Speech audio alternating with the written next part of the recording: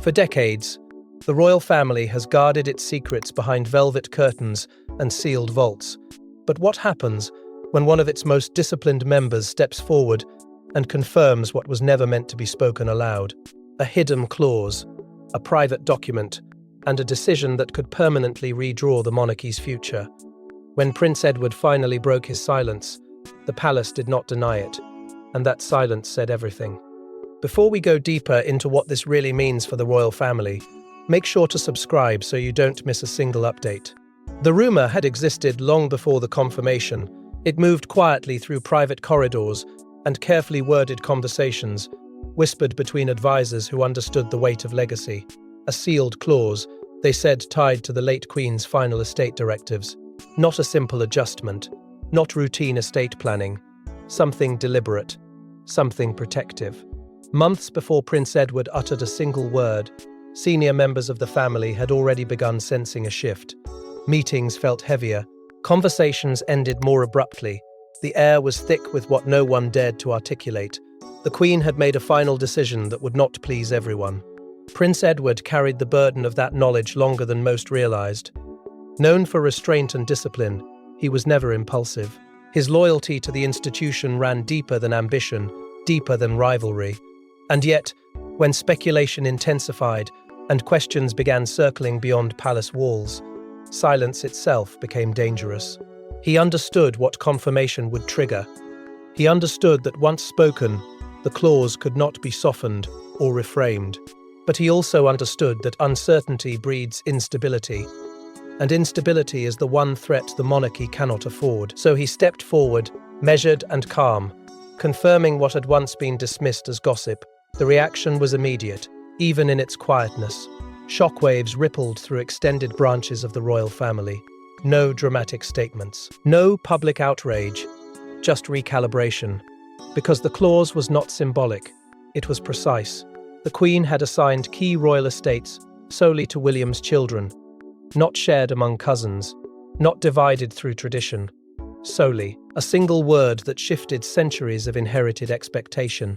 The estates were more than land. They represented continuity, authority, and long-term influence. And now, that influence was narrowing. Generational tension, subtle yet unmistakable, began to surface. Older members who had assumed gradual distribution now faced a concentrated future. Younger royals sensed what this meant, a consolidation of power around one direct bloodline. Some saw it as strategic brilliance, others felt the sting of quiet exclusion, and beneath it all lingered the deeper question: why had the Queen felt compelled to act in such a decisive way? What fracture had she foreseen? What vulnerability had she identified that required such precision? Prince Edward's confirmation did not explain motive. It merely opened the door, and once that door was open, speculation rushed in. Was this protection? Was this prevention? Or was it an acknowledgement that the monarchy's survival demanded sharper lines and firmer boundaries? The clause was no accident. It was written with intention, sealed with care, and revealed only when necessary. And if it carried this much consequence on the surface, one could only imagine the deeper strategy beneath it. But to understand why this clause changes everything, we must first examine what was hidden and why it remained buried for so long. She ruled through war, scandal, betrayal, and reinvention. But in her final years, the Queen was said to be thinking not of the present, but of protection. Protection of legacy, of the crown itself. What if her final act wasn't ceremonial, but strategic? What if the hidden clause was never about wealth, but about preventing a fracture she saw coming long before anyone else dared to admit it? To understand the weight of that possibility, you have to understand who she was at her core. This was not a monarch who reacted to crisis. She anticipated it. Time and again, she demonstrated an almost unsettling patience, choosing quiet recalibration over public confrontation. Those closest to her often remarked that she played the long game, thinking not in years, but in decades. And as the institution around her evolved under relentless scrutiny, that instinct sharpened. She had witnessed how quickly public opinion could shift, how fragile unity could become when private tensions spilled into the open. The monarchy survived not because it was loud, but because it was disciplined. And discipline, in her mind, required structure. In her final years, whispers began to circulate within the institution about estate fragmentation. It was not simply a matter of property or inheritance. It was about dilution of influence. Royal estates were more than historic holdings. They were anchors of authority, physical embodiments of continuity. Dividing them too broadly risked creating competing centers of gravity within the family. Separate loyalties, separate ambitions. The Queen understood that unity is not only emotional, it is architectural. When estates fracture, so can allegiance.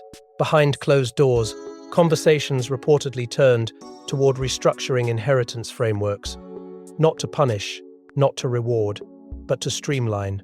Meetings were held quietly, discreetly, attended only by those she trusted implicitly. The tone, according to Inside RS, was not dramatic, but sober. She asked difficult questions. What happens if influence becomes scattered? What happens if future disagreements are fueled by divided assets? What happens when the monarchy must navigate a world that is less forgiving, less patient, less reverent than before? These were not hypothetical musings, they were calculations. Assigning the estates solely to William's children was not an emotional decision, it was a structural one. It created a direct line, clean, undiluted, predictable. In doing so, it reinforced dynastic continuity in its most concentrated form. No ambiguity, no extended negotiation, destined for the throne. To some, this may appear like favoritism, but within the Queen's strategic framework, it may have been about containment preventing potential instability before it could ever surface. And yet, beneath that logic lies something more unsettling. The Queen was not only preserving legacy, she was anticipating vulnerability. A monarchy that spreads its foundations too wide risks internal rivalry. By narrowing control, she was reinforcing the core. It was preventative governance at its most decisive, a safeguard disguised as inheritance, a silent intervention designed to stabilize a future she may have sensed would not be gentle. But foresight, however noble, rarely unfolds without consequence.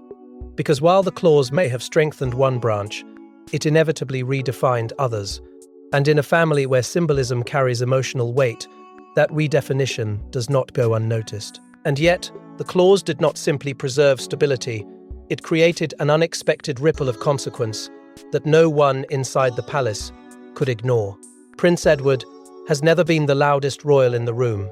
Known for restraint, loyalty, and discretion, he rarely steps into controversy. So when he confirmed the hidden clause publicly, observers knew this was not accidental. This was intentional, calculated, and possibly necessary. But what pushed him to break ranks, and what was happening behind palace doors that made silence no longer an option?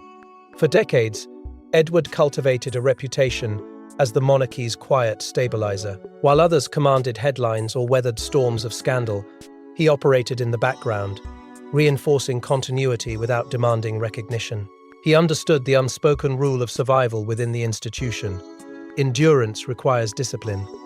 He was not impulsive. He was not reckless, which is precisely why his confirmation carried such force. When a man known for silence chooses to speak, the words matter more. In the months leading up to his statement, speculation had begun to escalate beyond manageable whispers. Commentators dissected estate structures. Insiders hinted at sealed documents. The phrase, hidden clause, was no longer confined to private speculation. It was entering public discourse. And with each passing week, uncertainty threatened to mutate into suspicion. Edward understood the danger of that trajectory. An unaddressed rumor can fracture trust more severely than a controlled revelation. The monarchy has survived crises before, but uncontrolled narrative is its most dangerous adversary. There were also internal pressures, subtle but unmistakable. Not all within the family were comfortable with continued silence.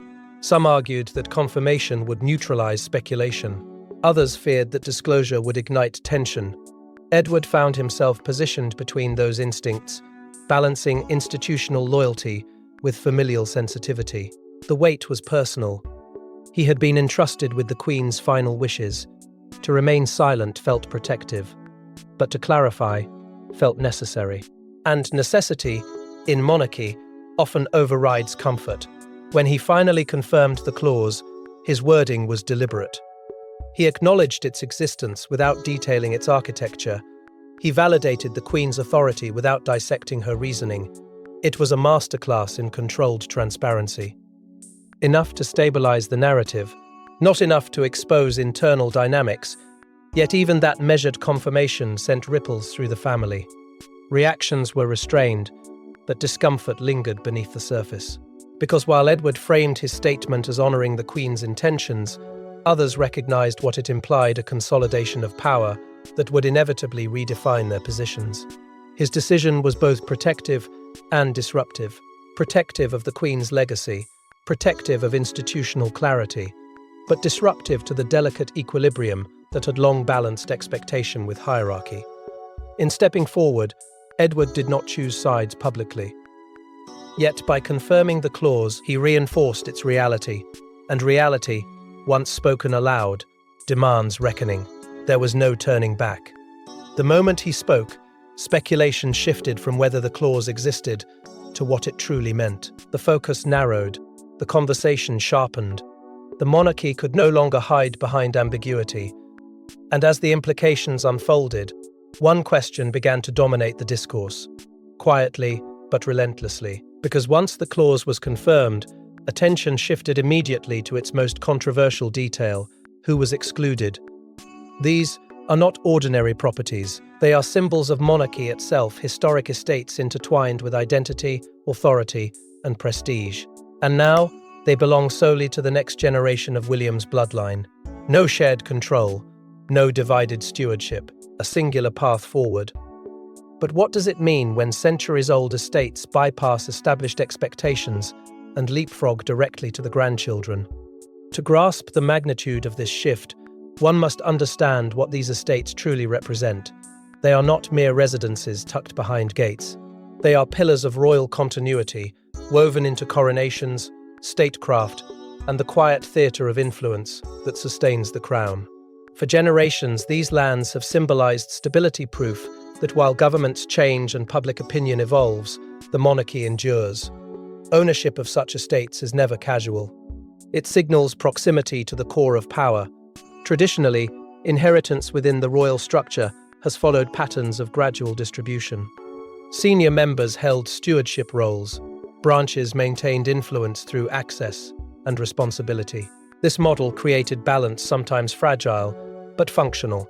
By concentrating estates solely within William's direct line, that equilibrium shifts dramatically.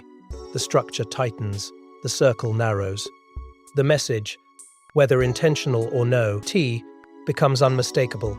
The future rests in one streamlined channel. The financial implications, though significant, are secondary. Yes, estates generate revenue.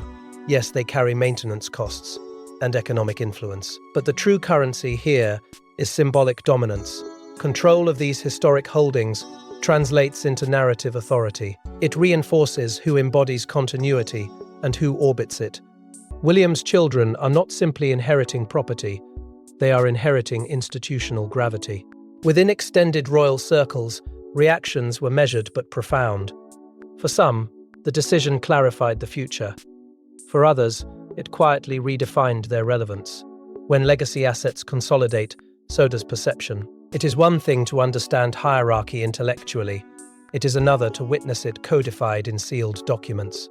Conversations behind closed doors reportedly turned reflective, even tense. Not accusatory, but aware. The path forward had narrowed, and not everyone stood on it. This departure from tradition suggests intention rather than accident. The Queen did not stumble into this arrangement. She designed it. In doing so, she effectively reshaped the monarchy's internal geometry. By skipping generational diffusion and anchoring estates directly to William's children, she created a sharper vertical line of succession, cleaner, more predictable, less vulnerable to negotiation or fragmentation. And that clarity carries consequence.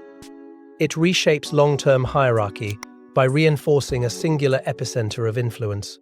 The monarchy, often criticized for being slow to adapt, has here executed a decisive recalibration. Whether this move shields the institution from future discord or plants seeds of quiet resentment remains uncertain. What is clear is that inheritance is never neutral. It is a declaration, because beneath the surface of land deeds and sealed clauses lies something far more intimate. This is not just about who owns estates. It is about who embodies the crown's tomorrow, and as speculation intensifies, another layer begins to emerge, one that reaches beyond property into identity itself. But the deeper story is not about land, it's about legacy, loyalty, and a future queen the monarch may have quietly chosen. Some say this clause wasn't about favoritism, it was about inevitability. A future king, a future queen, a future generation raised under modern scrutiny and global change. By assigning estates solely to William's children, the Queen may have been doing something radical, streamlining succession before crisis could fracture it. But in doing so, did she unknowingly create the very tension she sought to prevent? The monarchy no longer exists in a world of unquestioned reverence. It operates under relentless examination, where every gesture is dissected and every silence interpreted. Social media amplifies doubt. Political movements challenge tradition. Younger generations demand relevance. The Queen understood that survival in this climate required more than ceremony, it required structure strong enough to withstand volatility. A dispersed inheritance model might have functioned in quieter eras, but in an age defined by speed and scrutiny, fragmentation invites vulnerability. William's family occupies a unique position within this modern landscape. Their public popularity is not incidental, it is strategic capital. The Queen was acutely aware that the institution's future would hinge on figures capable of commanding both respect and relatability. By anchoring estates directly to William's children, she fortified that trajectory. It was not merely about today's optics, it was about ensuring that when the next transition arrives, the groundwork is already unshakable, assets consolidated, authority concentrated. Continue. Tie, unmistakable. Centralizing control also serves as insulation. Divided estates can become fault lines in moments of internal disagreement. Competing stewardship breeds competing influence. By narrowing the line of inheritance, the Queen removed potential points of friction before they could ignite. It was a quiet preemption of conflict, a shield erected in advance of storms that may not yet have formed, but were foreseeable in a world where unity is increasingly fragile. The clause reinforces what might be called a direct continuity monarchy. No lateral drift, no diffuse branches vying for symbolic prominence. Instead, a straight, unmistakable channel from sovereign to heir's heir. This approach resets the architecture of royal authority.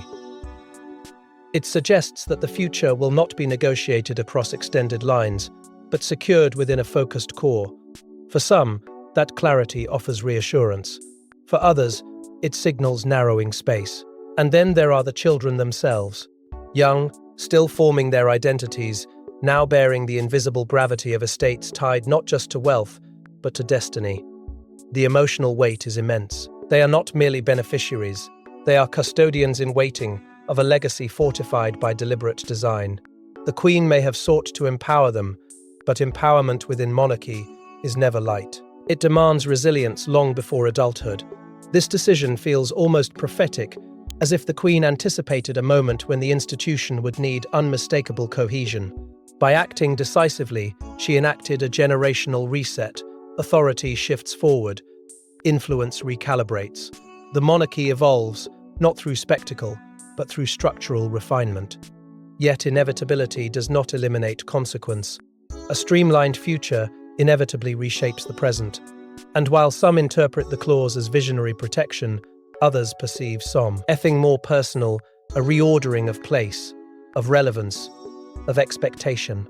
Yet while some saw protection, others saw displacement, and inside the palace, that distinction mattered deeply. No official statements condemned the clause, no public outbursts followed Edward's confirmation, but insiders described something colder silence, a silence heavy with recalculation. Because when estates move, influence moves. And when influence moves, so does power. Who felt sidelined? Who felt betrayed? And who quietly understood that this was the end of one era and the beginning of another? Behind the composure of carefully managed appearances, private meetings began unfolding with measured urgency. Not explosive confrontations, but controlled discussions layered with unspoken tension. The confirmation had shifted the landscape overnight. What once felt like inherited expectation had become defined reality. Some extended heirs reportedly sought clarification. Others remained outwardly supportive, choosing restraint over reaction. Yet the emotional complexity was undeniable. It is one thing to serve the crown with loyalty. It is another to realize that its structural future no longer includes your branch in the same way.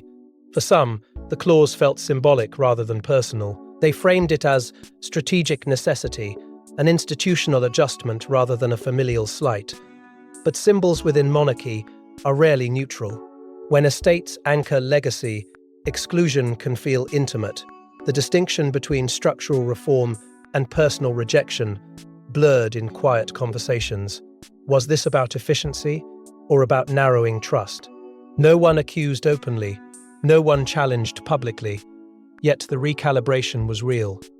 A generational divide became increasingly visible beneath the surface. Younger members, more attuned to modern realities, seemed quicker to accept consolidation as pragmatic. They understood that public opinion favors clarity and stability. Older figures, shaped by traditions of distributed stewardship, reportedly wrestled with the abrupt narrowing of influence. For them, the monarchy had always balanced branches carefully. Now that balance felt sharper, more vertical, less forgiving. Strategic realignment began subtly. Advisory roles shifted tone, responsibilities were reassessed. Households recalibrated priorities in response to the new structure, not because rebellion was brewing, but because adaptation was necessary. The monarchy survives by adjusting without appearing to move. Yet even invisible adjustments carry emotional weight. Loyalty was tested not through confrontation, but through acceptance. Outside the palace walls, media speculation intensified the strain. Analysts debated implications. Commentators questioned fairness. Headlines magnified the narrative of concentration. While the family maintained public composure, they were acutely aware that perception shapes legacy. The monarchy's greatest strength has always been its ability to project unity. But unity under pressure requires discipline. And discipline, in moments like this, demands silence. That silence became its own language. No dramatic fractures, no public dissent. Yet within that restraint lived the awareness that a chapter had closed. An era defined by broader distribution had quietly yielded to a more centralized future. Some embraced it, some endured it, all recognized it. Because beyond the internal recalibration lies a challenge far greater than family dynamics. The monarchy does not exist in isolation. Its decisions ripple outward into public consciousness, where perception can fortify authority or erode it. And as speculation continues to mount, one pressing issue emerges with increasing urgency. But beyond family tension lies a larger question: what does this mean for the monarchy's public image? The British public has always watched royal inheritance with fascination and suspicion. When news broke that the Queen's hidden clause bypassed tradition to favour William's children exclusively, reactions split sharply. Was this favouritism, foresight, or a quiet admission that the monarchy must consolidate to survive? In the court of public opinion, legacy is fragile, and perception can be as powerful as law. Across generations, responses revealed a widening divide. Older supporters of the crown tended to interpret the clause as prudent guardianship. To them, monarchy has never been about equal distribution. It has been about continuity, stability over sentiment. They saw consolidation not as exclusion, but as reinforcement, a strategic reinforcement designed to protect the throne from fragmentation in an increasingly volatile era. In their eyes, the Queen had done what strong sovereigns do: secure the core. Younger voices, however, were less unanimous. Many questioned whether narrowing inheritance sends the wrong message in a world that increasingly values inclusivity and shared responsibility. For them, symbolism matters as much as structure. Concentrating estates within one line risks reinforcing perceptions of rigidity at a time when adaptability defines survival. The debate was not purely emotional, it was philosophical. Should a modern monarchy appear expansive or focused, democratic in tone or hierarchical in form? Media framing amplified this divide. Headlines oscillated between accusations of favoritism and praise for strategic foresight. Commentators dissected motives. Analysts speculated on internal tensions. The phrase, hidden clause, itself carried a sense of secrecy that fueled intrigue. Every panel discussion became a referendum on the monarchy's direction. Was this an evolution or an entrenchment? The narrative battle unfolded rapidly, because in the modern age, narrative often outruns fact. Supporters argued that decisive action was necessary. They pointed to recent years of instability and public controversy, suggesting that consolidation signals strength. A streamlined line of inheritance removes ambiguity. It clarifies authority.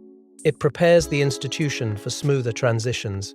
In their view, the Queen had acted with clarity and courage, choosing structural certainty over diffuse tradition. Critics countered that the move risks narrowing the monarchy's emotional reach. By concentrating estates and influence, the crown may appear less representative of its broader family network. Even if practical logic supports the decision, perception shapes legitimacy. And legitimacy, in a constitutional monarchy, depends heavily on public trust. The clause may have reinforced internal continuity, but it also invited external scrutiny. The palace, for its part, emphasized unity. Official messaging focused on honoring the Queen's wishes and maintaining stability. There were no acknowledgements of division, no concessions to controversy. The strategy was clear. Project cohesion. Avoid escalation. Let the decision settle into accepted reality. Because time has always been the monarchy's greatest ally. Outlast the storm, and the narrative softens. Yet beneath the calculated messaging, one truth remains unavoidable. The monarchy's relevance in the modern world hinges not only on tradition, but on adaptability. The clause represents a recalibration. Whether it ultimately strengthens or strains public faith will unfold gradually, but perception, once stirred, rarely settles completely. And, as observers continue to dissect this revelation, another question begins to surface, quieter, more unsettling, impossible to ignore. And yet, the most explosive question remains unanswered. What else might be hidden? If one hidden clause existed, how many more remain sealed? Royal documents are not casual paperwork, they are architectural blueprints for the crown's survival. Prince Edward confirmed this one. But what if this was only the piece deemed safe for public knowledge? The palace has mastered selective transparency. And sometimes, the clause you hear about is merely the one designed to distract you. History offers precedent for secrecy layered within sovereignty. Monarchs have long relied on sealed directives, conditional instructions, and private letters activated only under specific circumstances. These are not conspiracies, they are safeguards. Contingency plans drafted in anticipation of instability. Quiet mechanisms designed to activate when unity wavers or succession falters. The existence of one concealed clause invites an uncomfortable question. Was it truly singular, or part of a broader framework known only to a trusted inner circle? There is speculation, unconfirmed yet persistent, that additional conditions may exist, tied to timing, behavior, or external events. Conditional inheritance triggers are not unheard of in elite institutions. Assets can shift based on marital status, public conduct, or political climate. Could the Queen have embedded protective triggers within her final arrangements? Could the estates assigned today shift again under future pressures? These possibilities linger in the background, fueling both intrigue and anxiety. The timing of Edward's confirmation raises its own set of questions. Why now? Why not earlier, when rumours first surfaced? Strategic disclosure is an art form within the monarchy. Information is rarely released impulsively. It is measured, calibrated, and timed to minimize volatility. By confirming the clause at a moment when speculation threatened to spiral, Edward may have been executing a controlled release, revealing enough to steady the narrative while preserving deeper layers of confidentiality. The palace has always excelled at narrative containment. Silence can be as strategic as speech. By acknowledging one clause, the institution channels public focus toward a defined revelation. The broader architecture remains untouched, protected by tradition and legal discretion. In this environment, absence of denial does not equal full disclosure. It signals that boundaries exist and that not all boundaries are meant to be crossed. Observers now speculate about safeguards embedded within the Queen's final directives. Were there additional provisions tied to national stability, conditions designed to preserve cohesion if internal dynamics shifted? The monarchy operates across generations, not news cycles. Its planning often anticipates crises years before they materialize. If the estates were consolidated as a preventative measure, what other preventative mechanisms might be waiting quietly in sealed archives? Edward's role becomes even more complex within this framework. His confirmation may not represent the end of revelation, but the beginning of a phased unveiling. Controlled transparency protects legitimacy while avoiding chaos. Yet the knowledge that more may exist creates tension. It suggests that the monarchy's future is not merely evolving, it is being actively engineered. And that realization carries weight. Because if the crown is recalibrating behind closed doors, then the clause we know is only part of a larger design, a design crafted to navigate uncertainty with precision. Because ultimately, this clause may not just shape estates, it may define the monarchy's next chapter entirely. History will not remember the clause as paperwork. It will remember it as a pivot, a quiet redirection of centuries of inheritance tradition toward a streamlined, future-focused crown. When Prince Edward confirmed the Queen's hidden decision, he didn't just validate a document, he validated a shift in power, in protection, in destiny. And now, the future of the monarchy rests firmly in the hands of William's children. What began as rumor has crystallized into reality.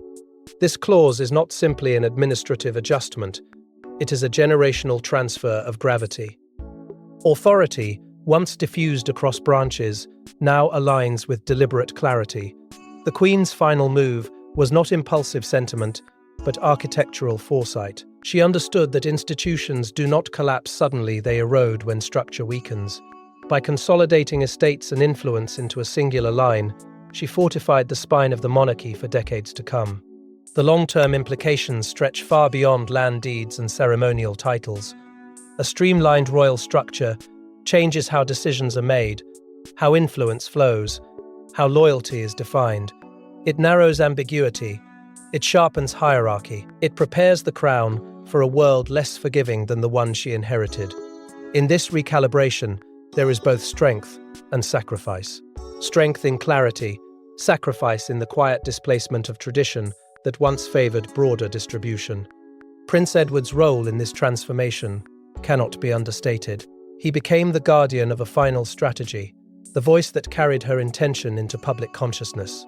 His confirmation did not create the shift, it revealed it. In doing so, he absorbed the tension that accompanies revelation. He stood between legacy and reaction, ensuring that the Queen's final directive was not diluted by speculation. His restraint throughout the process reinforced the very discipline she valued. Yet beneath the institutional recalibration lies something more human. The young heirs at the center of this consolidation now bear invisible weight. They inherit not only estates, but expectation. Not only property, but purpose. Their childhoods, once shaped by proximity to tradition, now carry intensified scrutiny. The crown has chosen its future custodians early, intentionally, decisively, and while consolidation strengthens survival, it also compresses responsibility onto shoulders not yet fully grown. This is how monarchies endure, not through spectacle, but through strategic evolution. The clause represents survival instinct at its most refined. It acknowledges that continuity demands focus, that loyalty must align with structure, that the crown cannot afford fragmentation in an era defined by uncertainty. What appears to be inheritance is, in truth, preparation. A new era does not always arrive with ceremony. Sometimes it begins with a confirmation measured, composed, irreversible. The monarchy has not abandoned its past.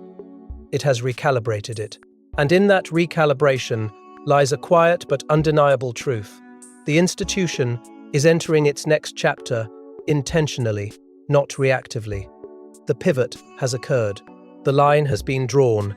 And as the palace lights dim and the official statements settle into history, one truth remains undeniable. The crown is never static. It evolves quietly, strategically, sometimes invisibly, until one confirmation changes everything. Thanks for watching. Please don't forget to like and subscribe, and we will see you in next one.